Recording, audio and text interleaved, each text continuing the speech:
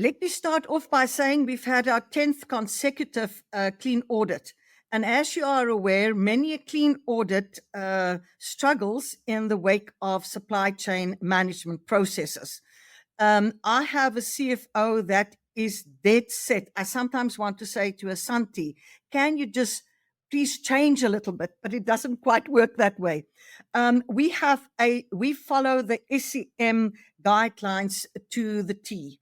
And I have to say to you that often supply chain is the one area that really inhibits quicker reaction to a number of activities. But what I have done, and especially my new MMC for Finance Councillor Stephen Williams, they have now drafted a list of all the tenders that will expire in 6 months hence. And so we start much earlier with the design of the tender specs and how it should go through the system. I want to give you an example that links to one of the other questions that we've raised earlier, and to show our citizen-centric sense in this matter. I have a baboon management program, which I do on behalf of the Western Cape government. And it is a hugely problematic tender because it really conjures up lots and lots of emotions around baboon management. And it really is one of the biggest issues I have had to deal with ever since I took this office. And I then said, when the tender was a year ago, in July last year, I knew that the tender was going to run out at the end of June this year. And so a year ago, I started with a process of discussing and talking to the community in that area on how would they like that program to be and what should that program look like.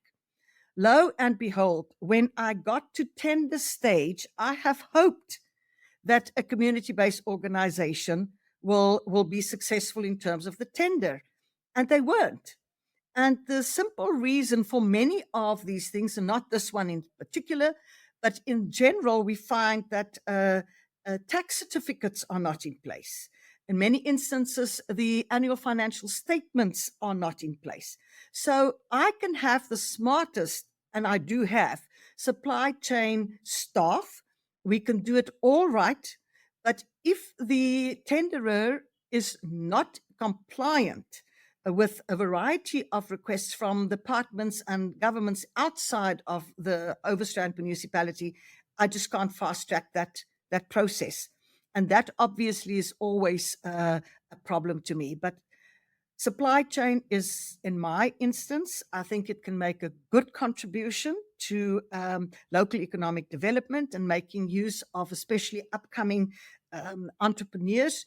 But at the same time, there are so many transversal tenders that municipalities tap into, especially if it is huge projects, that I believe supply chain can be much more user-friendly. I know government wants to, in terms of the MFMA, would like to use supply chain management to decrease potential for fraud and corruption. I don't think that they're hugely successful, yet the paperwork involved in getting supply chain management more user-friendly and faster is just an absolute nightmare. Having had our 10th clean audit, we certainly get the basics right. We certainly have the basics right. It doesn't mean that we don't have our issues or that there won't be a mistake or something, but it really is very, very problematic for me as the political leader of this council that some things take as much as 3 months, which I would have imagined, geez, man, it could be a week, it is a telephone call or whatever the case may be.